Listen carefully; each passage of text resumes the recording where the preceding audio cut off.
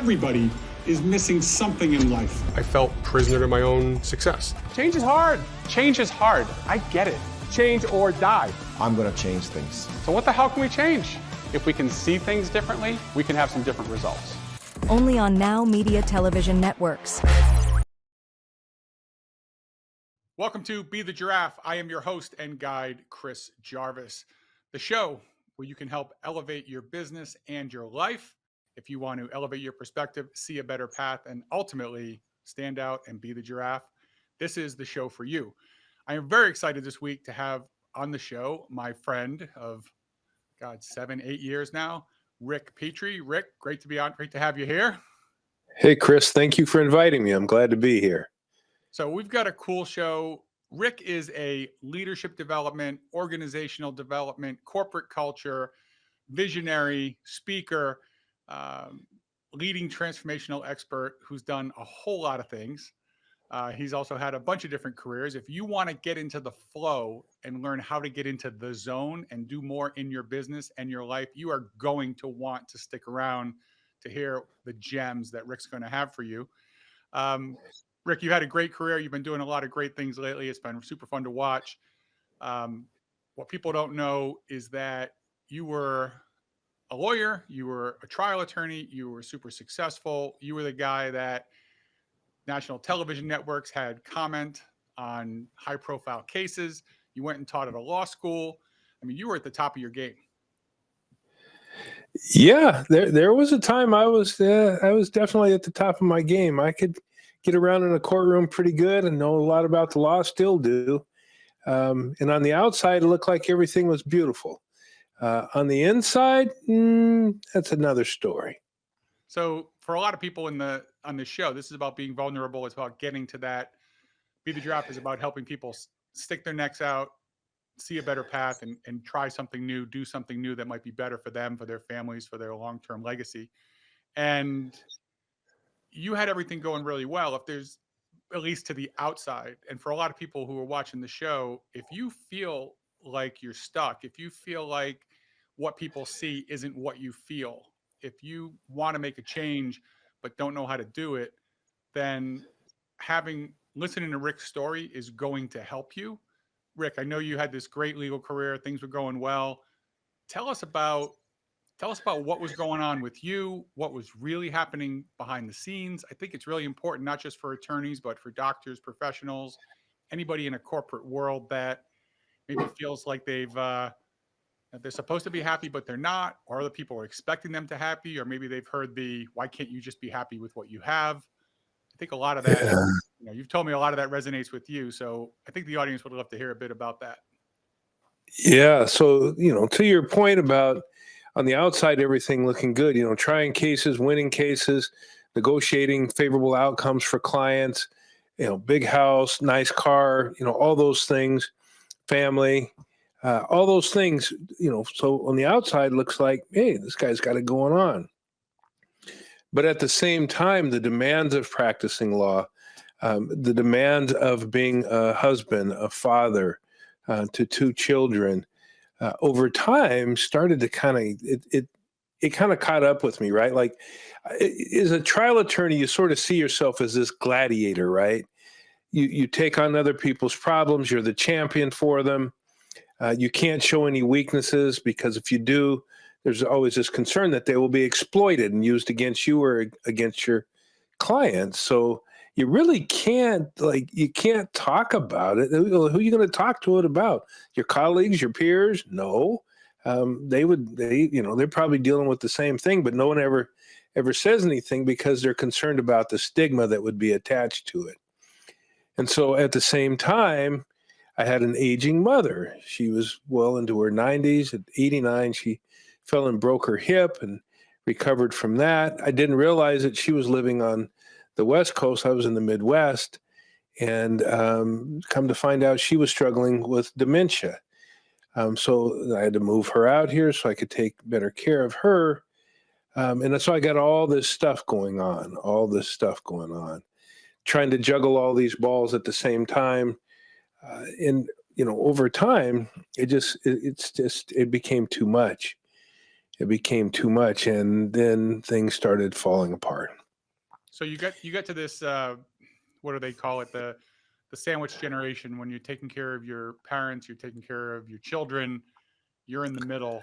And I semi joke when someone asks me who my client is, and I say it's usually a middle-aged man with 2 nipples and 20 people waiting to suckle. And it's that whole idea that you've got parents who need you, you've got kids who need you, you've got customers and clients who need you, you've got employees and partners who need you, you might have investors who need you, and everybody's leaning on you as the one who's supposed to be strong. And it's really common to get to that place where you feel you're going to be strong. I mean, you've been doing, we're going to get to your coaching and all the things that you've done, but it seems pretty common that you get to that. People say midlife crisis, but it seems like it's the midlife burden of so many things coming on at one point, and there's just no outlet. Yeah, and in a way, it's somewhat of a burden, but at the same time, it's not. Like, when my mom fell and injured herself, like, this is my mom, right? Like, she's the one who's been there for me all the time, from the time I was a baby. And now she needs me to be there for her. And so I'm not going to turn my back on her. I'm not going to turn my back on my children. You try to do the best that you can for these people that I think of who are placed in your care. And at the same time, you're a human being. You're not a gladiator. You're not a machine. You're a human being. And at some point, you sort of reach this tipping point where things start to unravel. And you're still trying to keep it together, and that ain't always easy to do. And what I found out along the way is it wasn't just me. I had 2 very good friends, both lawyers, both great guys. One guy coached my kid and every other kid in the neighborhood is baseball and hockey. And on the outside with him too, it looked like he had everything going on until he didn't. Another friend of ours texted me one day. He said, "Hey, man, did you hear what happened to Coach?" "No, what's going on?" "He committed suicide." "What? Coach? The guy who had everything?" "Yeah." And so, this is what happens. And, over time, I started talking to other people about it. I learned that vets have the same challenges.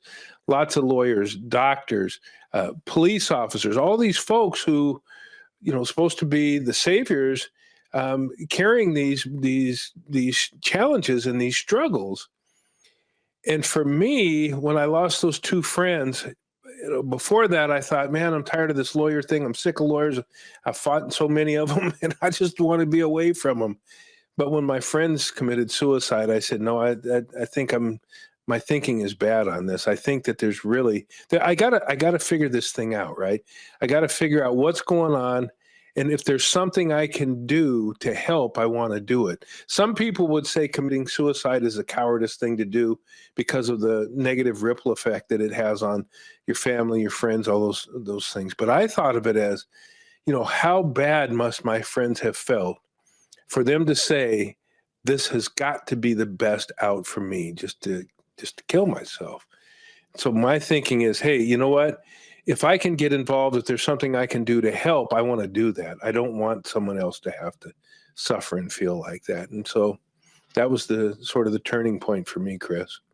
So in that situation where you had, the 3 of you were close, 2 of the guys chose one path, you chose a different path. What do you think was going on there? What was the difference? What was going on in your life that, or what did you read, or what did you do, or what do you think caused those 2 paths you guys to go in different directions? Well, believe it or not, that's sort of what brought you and I together. I was really down in the dumps, and I was trying to figure out how to kind of pull myself out of it. My marriage had failed. I'm looking around, my ex-wife, she's moved on. The kids they're doing okay. But I was the one that was still struggling, like still stuck in this story. And trying to figure out how do I get out of this dark place. And I saw a thing about becoming a motivational speaker. I thought, well, I can speak. I can, I've been in courtrooms, boardrooms, all these other things. And this guy named Jack Canfield was at a thing, to how to learn how to be a motivational speaker. And so I think I'll go to that. Maybe that'll help. And he spoke and he talked about being a teacher in the inner city and some things that he was doing for some kids in the inner city. And after he finished his talk, I literally, Chris, I ran down the hallway to catch this guy. And I said, hey, I was really inspired by your talk. And he's talking about self-esteem. I said, I could use a little boost in self-esteem myself right about now. And, we had a conversation. He said, I think I can help you. And if you want to learn how to be a better speaker, I can help you with that. And he connected me with some of his team members, and I signed up. And the next thing you know, things started changing. I started learning about his success principles. And the trial lawyer in me said, yeah, this sounds pretty cool, but where's the evidence? Does this stuff even work? So I want to figure it out. Either I can find some evidence that this stuff is real or it's not, or maybe I come to a place I don't know. And that led me into studying neuroscience. And then I went down that rabbit hole and I started to find the answers that I was looking for. And I started to understand what it means to be human, how certain things we do as men and as professionals actually end up causing our biology to work against us instead of working for us. And once I figured that out, look out, man, I was on my way back and I figured out I can help some other people. And now that's what I do. That's great. That's for all of you who are stuck, who aren't sure that you have a path out, that your life isn't going the way you want. Other people might think you have it. You don't feel like people understand you or they see you for who you are. And you want to get into the flow and do great things, then you've got to stick around after the break to hear Rick talk about what else he did to pull himself up, get to the next place, and actually help change a whole lot of other lives. So make sure you come back after the break. We'll be here. We're just taking a quick detour through the savannah. Don't wander off. We'll be back with more Be the Giraffe.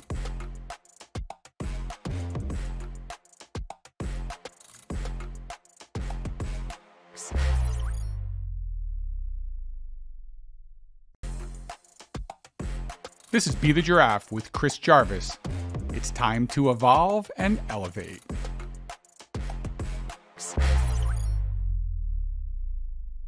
Welcome back to Be the Giraffe. I am here with Rick Petry, the man who teaches people and organizations how to get in the flow and get into super high performance. In the first segment, Rick told us, people who get to great places, who build great character, it often happens by not having the easiest life. And you had some challenges. You had challenges in your career, and you found somebody with a little spark of hope when you met Jack Canfield, gave you some hope. But as a trial attorney, of course, you were, I'm sure you were quite skeptical, of all the promises of great fortune. You wanted to know a little bit more. Yeah, at first you're thinking, well, this is woo woo, like a bunch of rah rah, whatever, and I knew that it helped me. It got me, out of the darkness. At least it gave me a belief that there might be a ray of hope at the end of the tunnel. But at the same time, the trial lawyer in me is like, wait a minute, man. Wait a minute. Where's the proof of this? Is this hocus pocus? Did this guy just, and being around some people, is that what made you feel better? And so I wanted to figure it out. I wanted to figure this thing out. The trial lawyer in me showed up and said, Rick, can you prove it? If so, what is the evidence? And I wanted to figure it out. Is there some there or is there not? And so I started looking and searching, and I kind of stumbled upon the neuroscience piece. And then after that, I stumbled into flow science. And along the way, I started to realize there's 30 years, like I've done the research back 30 years of these studies on attorneys and peak performance. It's actually, some people are doing great, but there's a whole bunch of people, significant amount of lawyers that aren't doing so well. They're struggling, and they have been for at least 30 years. The 30-year-old paper that I found cites the papers even before that. These are scientific studies where psychologists and psychiatrists and others have been studying lawyers, and they found out people are really having some challenges, right? They have things like depression, a lack of autonomy. There's, drug and alcohol abuse, all of these things. I already talked about my two friends that committed suicide. A lot of especially on the suicide part, that doesn't get talked about too often, but it's happening, and it happens a lot more than people realize. And so I wanted to figure out, looking at these studies, were there some solutions in those studies that could help people not have to go through what I call needless suffering. And one of the things I discovered is part of the problem is the way that the legal profession is structured, especially with regard to the stigma, is, as I mentioned this earlier, what it's actually doing is it's causing people's biology to work against them instead of for them. For example, the big myth, sleep is for slackers. And, you got to bill a lot of time, especially if you're working at a big law firm. That's the economic engine that keeps the firm growing and thriving. And at the same time, you have lawyers that are working 40 or 50 hours a week, 60, 70 hours a week. Well, there's a study that says if you work over 50 hours, your productivity is going to start to decline. If you work past 55 hours a week, then you're really going to be in a bad spot because cognitively, you start to not be able to perform very well. That doesn't matter. You have people that, because of this billing pressure, working mad numbers of hours. There's also this idea, right, that you have to be mentally tough. I think I've mentioned it a couple times, this gladiator mentality. Look at attorney law firm websites. We'll fight for you. We'll be aggressive. All of those types of messages that lead lawyers to believe that you have to be mentally tough if you're going to be a lawyer. And that means you cannot show any weakness. But the reality of it is when you grind and you grind and you grind, for example, you don't get adequate sleep. A lack of adequate sleep leads to cognitive decline. So yeah, you might be billing more time, but you're grinding your way through it. If we look at flow science, for example, flow's a 4-stage cycle. I'm not going to go too deep into it now. Maybe we'll get into it a little bit more later. But the first stage is the struggle phase. Well, guess what? A lot of lawyers spend their entire career in the struggle phase. They never get to the other 4, the release, the flow, and the recovery. Recovery, like what? I'm a lawyer. I got to build time. I don't have time for recovery. I'll sleep when I die, all those kinds of things. But the reality of it is that is not the way to have sustainable peak performance, consistent high performance, and it's certainly no way to live your life. So you've got this crazy situation with the law where, like, this challenge is being bred in law school, right? You've got a competitive law school situation, then you compete to get into law review, then you compete to get the jobs, then you compete with the billings to get to become partner. So it's not a collaborative environment for most of your time, right? Like there's a lot of competition. And then when you finally get to the place where you have some skills and you have some experience, now you've got to switch gears. If at least what you're saying is the biology says you had to push and push and push. But if you want to, once you get there, the only way to stay on top and be in a good spot is to recognize that the thing that got you there is a practice you're going to have to change if you want to stay. Yeah, absolutely. And that's a good point, Chris, because speaking of research, there are a number of surveys over the last, I probably think I've followed that back about 30 years that show that this stuff does indeed begin in law school. Most law students begin law school, like we just had a thing just before we started taping this show. We had a group of students that are going to start law school. Most of those students start out mentally doing pretty well, right? They're on par with the general population. However, by the time they graduate, 40% of those students are depressed. A number of them are struggling with alcohol and drug abuse, and they haven't even started their legal career, at least not as a practicing attorney yet. But that's where they start, right? That becomes their baseline, and then they get into the profession. And again, you got to be this gladiator, this tough guy, all this stuff. And it's just not a sustainable way to live your life. It just doesn't work. And here's the problem, Chris. I just think it's really important that we talk about the elephant in the room. It's not a situation where the legal profession is not aware of this. The legal profession is well aware of it. In 2019, the American Bar Association put together a task force, and they released a report on the state of attorney well-being. And they issued challenges to law firms to start to take this stuff seriously. So this is it's not awareness is not the problem. People know that this is a problem. The challenge is, how do we do things differently so that law firms can still be very productive, very profitable, provide the highest level of service for their clients, and at the same time have people inside the law firms that can flourish rather than suffer. Now you've been talking a lot about lawyers, and I know we're going to get that's your background, but you've had a chance to speak and work with all kinds of companies. This grinding into depression and inability to get or stay in a flow state happens in a lot of other industries too, doesn't it? Oh yeah, absolutely. If you look at, America's a capitalist society. I don't have a problem with that. I sort of favor capitalism. I don't have a problem with people making money, sometimes lots of money. The problem is where we put profit ahead of people. And folks have been talking about this for a long time. Milton Friedman's idea of shareholder supremacy basically stood for the proposition that the primary goal of any business is to make as much money as it possibly can for the shareholders. And so that meant we can do a whole bunch of things. As long as we're making money, we can say we're just doing business. But as things evolve, we move well beyond now the Industrial Revolution. Now, most businesses are dependent upon knowledge workers. So we don't need a whole bunch of people. We still need some that are working in factories and doing those types of things. That's all good.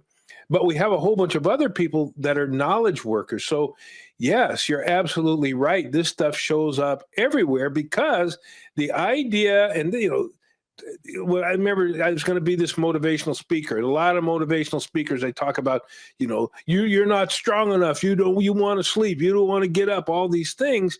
And the idea is that you're supposed to be productive all the time.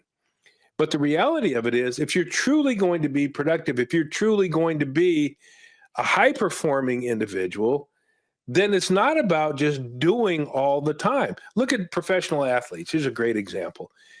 I think it was 2 weeks ago, I went to the Vikings. I'm here in Minnesota. I went to the Vikings training camp. Those guys don't play football, and they certainly don't play full contact football 7 days a week. Why? Because that would not work. You'd have a bunch of people that are injured, they would be fatigued, and they couldn't perform at their best. So what do? They perform, they go hard, and then they recover. And they get treatment, right? They go whatever, treatment they need for their body and for their brain. But in business, oftentimes there's this belief that, no, we don't have time for sleep. We don't have time for recovery. All we got time for is just to grind and try to be productive. But the reality of it is your people aren't as productive as they could be. Your company's not as profitable as it could be if your people are not well. Yeah, so let's take that football analogy, and when we come back from the break, I want to go through the fact that if you think about your life like a football game, or your job, you can hit hard and you can play hard and you can try to score, and all of that is really important. But the best players, they study film, they study other people, they stop, they learn, they rest. I mean, those are important pieces to doing the things that you do. And I remember my dad talking about golf, and he said it was one of the funniest things that he had been a professional baseball player and said, golf's the only sport that people seem to play all the time and they don't practice at all. When every other sport you practice all the time just to play once in a while. So, it was this idea that you need to practice things, practice and prepare more than play. So when we come back, Rick's going to teach us about how we practice and how we prepare so that we can play harder, play better, play faster, and ultimately elevate our perspective, see a better path, and be the giraffe. Don't miss it. We're just taking a quick detour through the savannah. Don't wander off. We'll be back with more Be the Giraffe.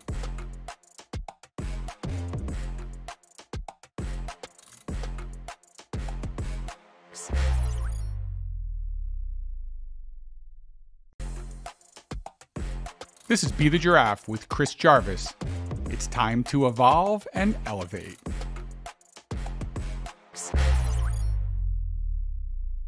Chris Jarvis, welcome back. I am here with the Flow Master, the anti-David Goggins. He's not just going to tell you to do the push-ups. He's going to want you to do them, but not in such a mean way. So, Rick, welcome back. You were talking about in the last segment the idea that you can work really hard, but eventually it will have an effect on your physiology if you don't rest, if you don't prepare, if you don't recover. And this isn't just for lawyers. And it's not just for professional athletes, and certainly not just for gladiators or people who play them in the movies, but everybody has to figure this thing out. And for you, this was not the easiest transition in your career to go from hard hitting, do the law, win all the cases, come out strong. Like, there was a transition. So tell us about what you do in the research and how you applied this and how this had a significant impact on your career and your life and your health. And I think people who are stuck, who are trying to find a way, they want to know what that path out looked like. Yeah, so it was sort of interesting the way that I discovered this flow science stuff. I came across an ad somewhere, learn how to get into flow on demand, get in the zone on demand. And frankly, I thought, man, I've been in the zone before, but it just sort of happened. I couldn't do it on demand. I mean, I've done it a couple of times on the golf course, certainly done it as an athlete. And I thought, man, if I could do that, that'd be great. And I really wasn't thinking about teaching anybody else how to do it. I was just trying to selfishly figure out how I could do it. And what do you mean by, and tell everybody else, like, when you said get into flow, explain what that means in a work context or in a professional context for people. Because you hear about it when you're watching sports, but just help the audience. You mentioned it a couple of times, and I want to make sure everybody's on, because this is so important. And I remember the first time you talked to me about this. Tell everybody what that means to you. Yeah, so flow, I'll just stick my toe in the science just for a second, and then I'll tell you what it means to me. So flow scientifically is the ultimate peak performance mental state. It's that state of mind where you can perform your best and feel your best, where you become fully immersed in the task at hand. So that's the technical definition of what flow is. For athletes, right, if somebody had been around for a while, I remember Michael Jordan, he'd hit the shot and he'd be like, I don't know, just, things are just going. Gretzky, Tiger Woods, Phil Mickelson, all these guys, when things are just hitting. Like, I think it was last year or 2 years ago, I was at a Vikings game. They fell behind the first half by 31 points. They came back in the second half and had the largest comeback in the history of the NFL. They won after being behind by 31 points because they got into group flow. So that means the whole team got into a flow state. Action and awareness merge, all these cool things start to happen. Even neurologically, chemically, there's some different things that happen, dopamine, norepinephrine, all these things. I won't go too deep into it. But what it ended up doing for me is allowing me to get into this hyper-focused zone, if you will, this hyper-focused deep work zone where all kinds of interesting things start happening, right? You get immersed in the work, time flies by, it either speeds up or slows down. For me, it's usually I can work for 90 minutes, it feels like it's been 15 minutes. You get this interesting pattern recognition where everything connects. All these ideas connect. And you can get more stuff done in a flow state of 90 minutes than the average person who's dealing with distractions and can't focus and all this other stuff. You can get more done in a 90-minute flow state than the average person would get done in a whole day. And not only get the stuff done, but feel good doing it. And so once I started learning how to do that, and I could do it on demand, and also realize, like, there's some people say, man, if I could just be in flow for my whole life, that'd be great. But neurologically and physiologically, that's not possible. So you have to work your way around the flow cycle in order to get consistent access to flow. And if it would be helpful, I'm happy to go into that as well, what that looks like. Yeah, I think, I want you to go into that. I will tell you, for me, when I realized that distractions take you away from flow, it had to be, I think it was, God, 8, 10 years ago when I read Tim Ferriss's 4 Hour Work Week.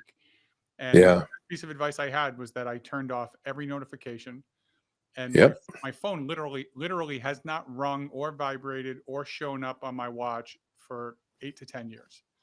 And Yeah. the thing is, if it's up and I'm waiting for a call, I'll see it. And if it's not up, if I'm doing something, I turn it over and I have no idea, and I get to it when I get to it. And it's been life changing to not be distracted, because I think the science is now, like, how many minutes is it that once you get distracted, even for a second, to get back into the state? I knew it when I was writing Be the Giraffe, that you could, if I get distracted by something, it took so long to get back into it and be able to flow and write, that I would write in big blocks, and it was great. If I got into the flow, it was fantastic. If I didn't, I knew it was time to just put it aside and go somewhere else, because, I just couldn't get anything done. Yeah, and the average knowledge worker now is distracted about once every 3 minutes throughout the day. It's either email or Slack channel or text message, or you get addicted to dopamine messing around with your phone. So you're looking at social media, or you got somebody coming in, all these things, it's just constant distractions. To your point about how long it takes to get back, if you're in a flow state and you get knocked out, the research shows it takes about 12 to 14 minutes to get back in. If you can get back in at all, you may not be able to get back in at that time because the distraction knocked you out. So, in terms of, people want to be productive, the key, and you did exactly, I did the same thing. I turned off every notification, none, because the notifications, those aren't in alignment with my goals. That's usually somebody else's agenda, right? Somebody else's stuff popping up there. You got marketers that are trying to get your attention, all these other things happening. So I just shut them all down. Now, that doesn't mean that I ignore people. Like if I need to return a phone call or respond to an email, those kinds of things. But I do it intentionally in certain blocks. But the most precious time is my 90-minute flow block, because nothing interferes with me there. Nothing. I'm fully focused on the particular task at hand. And that's how I'm able to get, the deep focus work, get into a state of flow, and be so productive. We got a few minutes left in this segment. Take people through the flow cycle. I think that'll be a good thing to share with them. And then I want to get into the really cool stuff you're doing when we get to the last segment. But give us a few minutes on the flow cycle so people understand, what that is. Yeah, so it's a 4-stage cycle. It begins with what we call the struggle phase. And as I mentioned earlier, sometimes people spend their entire life there. The struggle phase is where you are engaged in a task, you're all in, but it's a struggle, right? You're having a tough time trying to uptake all this information. You're storing a lot of information in working memory. Frankly, working memory can only hold 7 plus or minus 2 bits of information at any one time. That's why we have telephone numbers that have 7 digits in them, even though most of us don't remember anybody's phone number now because we plug it in our phone. But that's the thing, right? So we're uploading all this information, and that's when your brain starts to be like, ooh, wong, wong, because it's getting overloaded. In the next phase of the flow cycle, which is called the release phase, the idea is to release, to stop focusing on whatever you've been doing. If you're trying to find a solution to a problem, you let it go for a minute. And what happens neurologically when you enter into the release phase is you allow that information to transfer from short-term working memory into long-term memory. Long-term memory, at least from what we know so far, seems to have basically unlimited capacity, and the processing speed in your unconscious mind is exponentially faster than it is in your working memory. While you're in the struggle phase, you're getting tense, you're getting a cortisol dump, that's the stress hormone. But when you move into the release phase, you get a dump of nitric oxide, which flushes all of those stress hormones out of your system. And then that sets the stage for the magic to happen, where you start to enter into the flow stage. There's something really interesting that happens in the flow stage with regard to your brain. It's called transient hypofrontality. And what it means in simple terms is part of the prefrontal cortex goes offline temporarily. So that's the part of the brain that's responsible for the inner critic, the part that's always saying, who do you think you are? You can't do this. All that stuff, all that negative self-talk goes quiet. Time is also in the prefrontal cortex.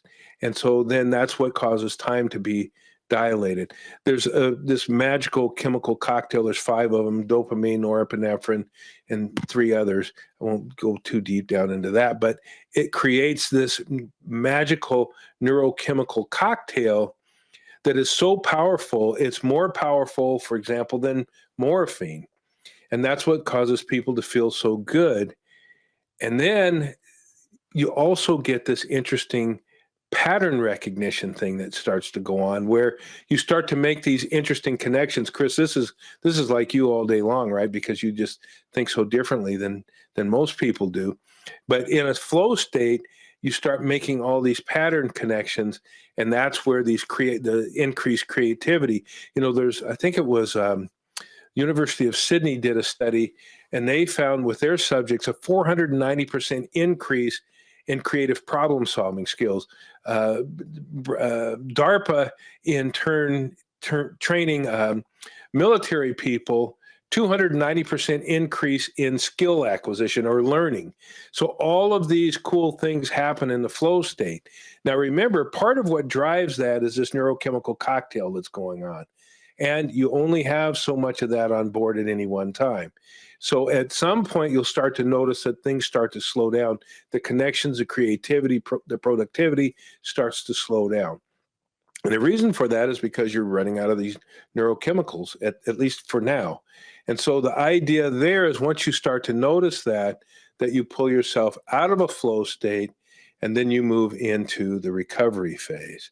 So with And that, it's not... with that, we're going to give the audience a chance to recover at the break. And then we're going to come back and you're going to tell everybody how important it is to not only recover at the break, but recover in business. And then we're going to move into the really cool advice that you have. So don't miss it. Go do your recovery and come right back for more Be the Giraffe. We're just taking a quick detour through the savannah. Don't wander off. We'll be back with more Be the Giraffe.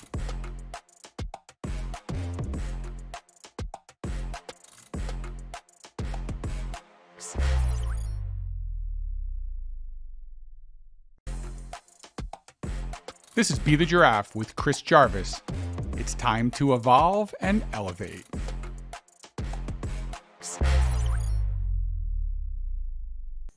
Welcome back to Be the Giraffe. Now that you recovered, you're ready to get back into flow with my guest, Rick Petry. Rick, tell us, so after you've been through the major stakes, well, recap the three stages for everybody, and then tell us the importance of recovery. And then I want to get into how do we get people into flow right now? Yeah, you bet. So remember, it starts with the struggle phase. From struggle, we move into the release phase.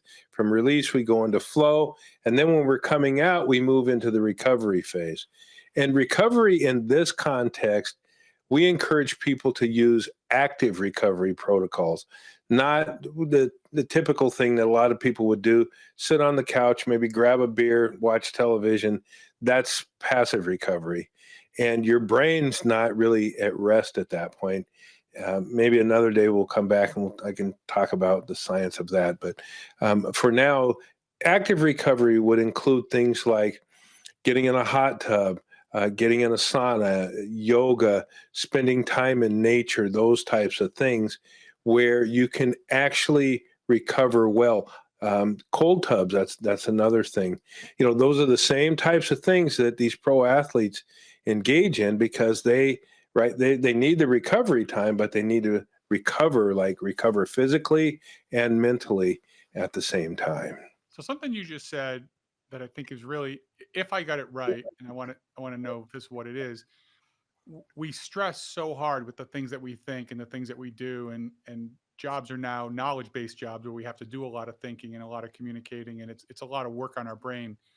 It sounds like, from what you just said, the recovery is very physical, and that there could be that, the whole sauna, the cold tub, the hot tub, the yoga, the thing of getting the body moving. There's something about the body moving that there's a physical pathway to actually healing the brain. Is that, or feeling the stress hormones and the kind of the inner neurological system? Yeah, yeah, absolutely. So that's why things like the hot tub, you're going to let's let everything slow down and calm down. Your mind is going to slow down. You're going to move out of high beta, the really fast brain waves, into delta or theta brain waves. For people that are interested in, meditation, same thing happens there. In the flow state, you're in that same brainwave state, those really slow brain waves. So all of that is important. And another piece of recovery that often gets totally overlooked is the importance of sleep. There's all this talk about sleep is for slackers, I'll sleep when I'm dead, all this stuff. But if you look at the science of sleep, there are so many important things that happen when you sleep. That's when your brain cleans out the trash, so to say. That's when memory gets consolidated. All of these important things happen while you sleep. Muscles recover and heal while you sleep. So, all of those things which are super important.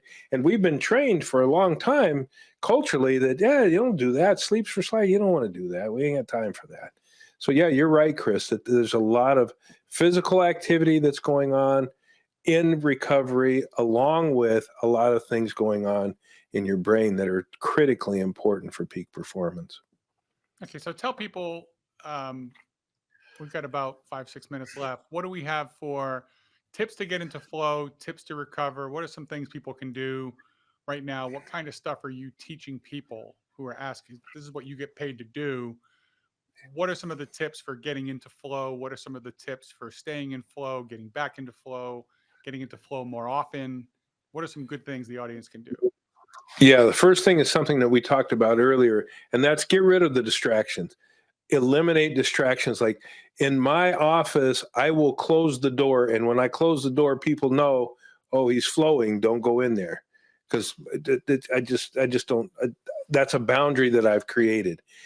Another thing would be to learn what your flow triggers are. Flow always follows focus, and there are a number of flow triggers that you, especially if you stack them, that are make you more prone to get into flow. So, for example, there's something called the challenge skills ratio, which says down here, if it's too easy, it's going to be boring. If it's up here above, it's going to create too much anxiety. But there's something right in the middle called the flow channel. And if you can try to engage in tasks that are about 4% above your current skill set, now you're right there. You're right on that leading edge. Clear goals is another example, right? You have big goals and you take them apart and break them into smaller goals so that, during this 60 to 90 minute block, you're focused on one thing, one clear goal. So your brain knows exactly what it needs to stay focused on, and you focus on that one thing. There are also things called flow blockers, like distractions are flow blockers. And they're like, I could tell you what mine are, but that would be based on my personality. So everybody's personality is going to be a little bit different in terms of the flow blockers, but distractions is certainly one of them. So eliminating those. So I would say if people want to learn how to get into flow more frequently, figure out what your individual flow triggers are. Everybody has some, right? It's the thing that you do that makes you feel great, where you just lose track of time. Maybe it's working in your garden. Maybe it's working on your car. Maybe you're into arts. But whatever it is, figure out what those flow triggers are and then leverage those more often. Eliminate those distractions. Get good recovery. Get adequate sleep, because if you're too tired, you're not going to be able to get into flow. So those are a couple things. That's great. And tell us, what are you doing now for people who want to know more about what you have going on? They're looking for a speaker. They're looking for someone to work with their company. How do people find you? What and what else do you have going on? Yeah. So one of the projects I'm working on right now is a community called Straight Talk for Attorneys. It's a place for lawyers to come and be with other like-minded attorneys and eliminate the stigma, right? We're going to get rid of the judgment. We're actually going to figure out what we can do to support each other. I'll introduce them to all this peak performance science stuff and share with them a number of tips. Also created a program called Success Squire. This is like the Mac Daddy program that contains all the modules that not only help people get into flow but it really well positions them for sustainable peak performance. In addition to that, I have a hybrid program that involves some online coursework along with group coaching. I do talks, I do workshops. So if people are trying to figure out how do I get increased productivity without burning my people out, I'm your guy. Now, I'm going to be honest. If all you want to do is check a box and say we brought a guy in and then we say we did it, I'm not your guy. But if you really want to create those kinds of results, I'm sure I can help you. And where can people find you for that, Rick? Yeah. So if for the lawyers, go to straighttalkforattorneys.com. For others, you can go there too. There's contact information there. Reach out. I'm more than happy to help. We can have a conversation and see, if I can come in. I've helped lots of companies. If you want to get into leadership, we can talk about that as well. Because here's the reality. The performance of any company is always going to be based on the quality of the leadership. I don't care what company it is. The quality of the company is going to be based on the quality of the leadership. So those are things I can help with as well. So you help companies do this by helping their people get into flow. So the people who work there are more productive, happier, more satisfied, getting more out of them in less time. So you're really aligning the corporate goals with the leadership goals with the individual goals. And you've done a lot of work in the transformational space. So you understand the human dynamic better than most.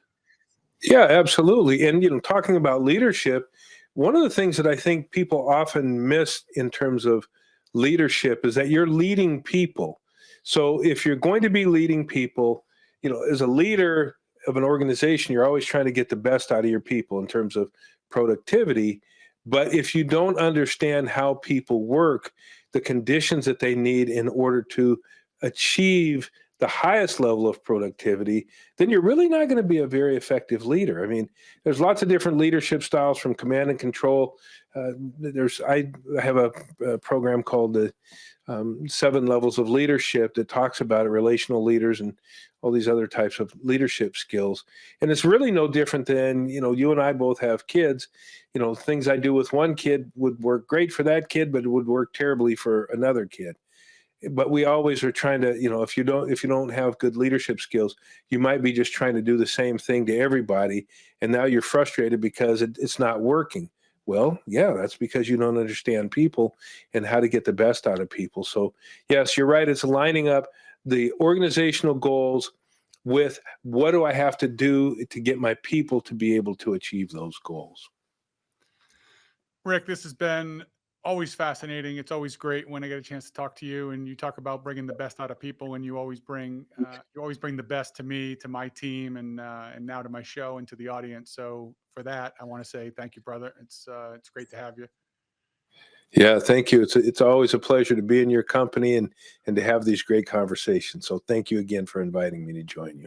Pleasure. So everybody, make sure you come back next week to see the next episode of Be the Giraffe. But until then, please, please, please elevate your perspective and see a better path, which includes you getting into your flow so you can get more done in less time, so you can lead people with your big, huge heart, so you can find a new path and lead those people in your organization to get more out of their careers, out of their time, and ultimately help you, your customers, your family, your community. So come back next week. Elevate your perspective, see a better path, and be the giraffe. I'm Chris Jarvis. Thank you.